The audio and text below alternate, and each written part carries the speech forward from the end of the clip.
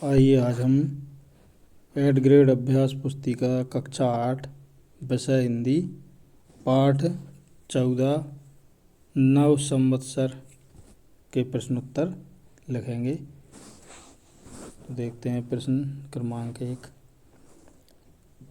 बहुविकल्पीय सही उत्तर छांट कर लिखिए।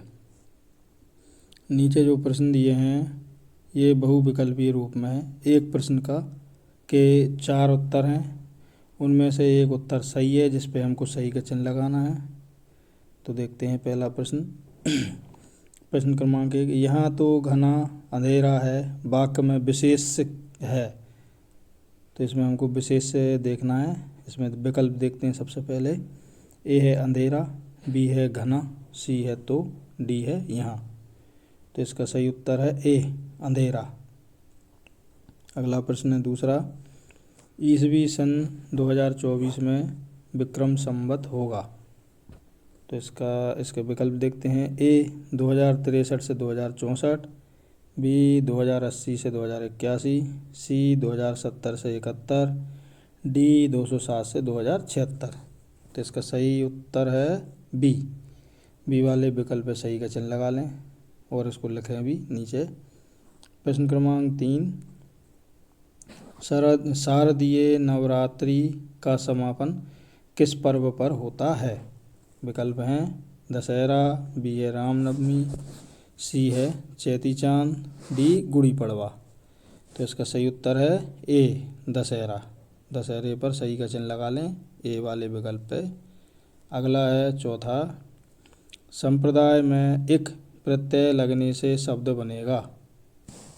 तो इसके विकल्प देखते हैं। ए है सांप्रदायिक, बी है सांप्रदायिक, सी है सांप्रदायिक, डी है सांप्रदायिक।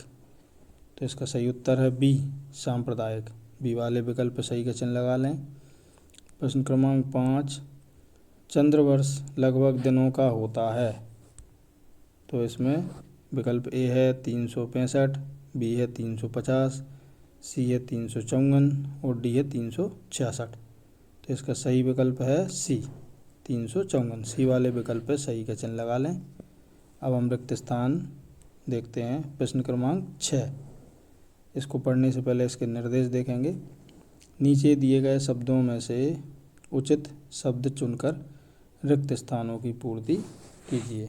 ये जो कोष्टक में शब्द दिए हैं इनका उपयोग करके हमको नीचे रिक्त स्थान भरना है। तो देखते हैं प्रश्न क्रमांक 6, पौराणिक कथाओं के अनुसार सृष्टि का सृजन ब्रह्मा ने किया था।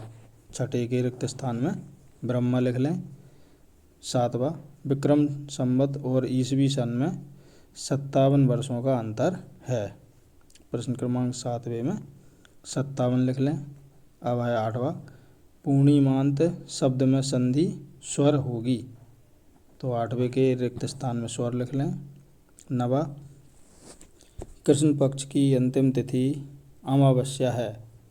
तो 9वें के रिक्त स्थान में अमावस्या लिख लें। 10वां है, विक्रम संवत का प्रथम माह चैत्र है।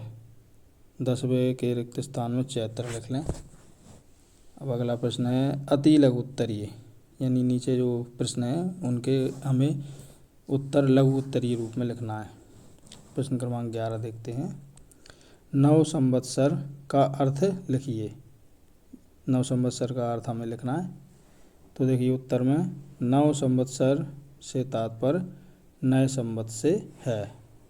अब अगला है 12वां प्रश्न, इन शब्दों में नी उपसर्ग लगाकर नए शब्द बनाइए। यानी जो नीचे शब्द दिए हैं ये छल, कपट, फल, इनमें नी उपसर्ग लगाना है। उपसर्ग हमेशा शब्द के पहले लगते हैं और प्रत्यय लगते हैं शब्द के बाद में। तो हमें ये तीनों शब्दों में पहले नी उपसर्ग लगाना है। तो ये देखिए, छल में नी लगा दिया तो निश्चल, कपट में नी लगा दिया निष्कपट, फल में नी लगा दिया निष्फल। ये हमारा उत्तर कंप्लीट होता है। अब 13वां प्रश्न देखते हैं। ग्रीष्म ऋतु के भारतीय महीनों के नाम लिखिए। ग्रीष्म ऋतु के भारतीय महीनों के नाम। तो ये देखिए उत्तर है चैत्र बैसाख ज्येष्ठ आषाढ़। यानी गर्मी के मौसम में जो भारतीय परंपरा के अनुसार जो महीने लिखे जाते हैं वो 4 हैं, चैत्र बैसाख ज्येष्ठ आषाढ़। तो इनको आप लिख लें। अगला प्रश्न 14, भारत का राष्ट्रीय पंचांग कौन सा है? तो इसका उत्तर है शक पंचांग। आगे है लघु उत्तरीय प्रश्न। नीचे जो प्रश्न दिए हैं इनके उत्तर हमें लघु उत्तरीय रूप में लिखना है। देखते हैं 15 नंबर का प्रश्न, आप किन किन अवसरों पर पताकाएं फहराते हैं और क्यों फहराते हैं? इसका उत्तर देखते हैं। किसी नए कार्य के अवसर पर रंगीन पताकाएं फहराई जाती हैं। उत्सव मनाने पर भी पताकाएं फहराते हैं। अब अगला प्रश्न 16, प्रकृति के श्रृंगार से नव संवत्सर का क्या संबंध है? उत्तर है बसंत ऋतु में प्रकृति भी अपना नव श्रृंगार करती है। ऋतु परिवर्तन के अवसर पर हमारे देश में नव संवत्सर मनाने की परंपरा है। अब अगला प्रश्न है 17, उत्तर और दक्षिण भारत में विक्रम संवत किस माह से आरंभ होता है? इन्हें क्या कहते हैं? तो उत्तर है भारत विक्रम संवत चैत्र की पड़वा से, जबकि दक्षिण भारत में कार्तिक शुक्ल पक्ष की पड़वा से शुरू होता है। अब अगला प्रश्न 18, भगवान झूले लाल के बारे में 4 वाक्य लिखिए। तो ये देखिए इसका उत्तर। नंबर 1, भगवान झूलेलाल सद्भाव के प्रतीक हैं। नंबर 2, मानव जाति का कल्याण किया। नंबर 3, सही आचरण की सलाह दी। नंबर 4, भगवान के अवतार माने जाते हैं। दीर्घ उत्तरीय प्रश्न। नीचे जो प्रश्न दिए हैं इनके उत्तर दीर्घ उत्तरीय रूप में लिखना है। प्रश्न क्रमांक 19वां, हमारे देश में कौन कौन से संवत प्रचलित हैं? विस्तार से लिखिए। तो ये देखिए इसका उत्तर। भारत में 4 कैलेंडर उपयोग में लाए जाते हैं। पहला है विक्रम संवत डैश हिंदू चक्र कैलेंडर। दूसरा है शक संवत डैश हिंदू सौर कैलेंडर। तीसरा है हिजरी संवत डैश इस्लामी चंद्र कैलेंडर। चौथा है ग्रेगोरियन संवत डैश वैज्ञानिक सौर कैलेंडर। अब हम आखिरी प्रश्न देखते हैं इस पाठ का 20वां, नव संवत्सर के बारे में 5 नए प्रश्नों का स्वयं निर्माण कर उनके उत्तर लिखना है। यानी नया जो संवत्सर है उसके बारे में हमें 5 प्रश्न लिखना है और उनके उत्तर भी देना है हमें। तो देखते हैं प्रश्न क्रमांक 1, सतयुग कब से माना जाता है? तो इसका उत्तर है भगवान विष्णु के मत्स्य अवतार से। प्रश्न क्रमांक 2, गुड्डी का क्या अर्थ है? उत्तर है ध्वजा या झंडी।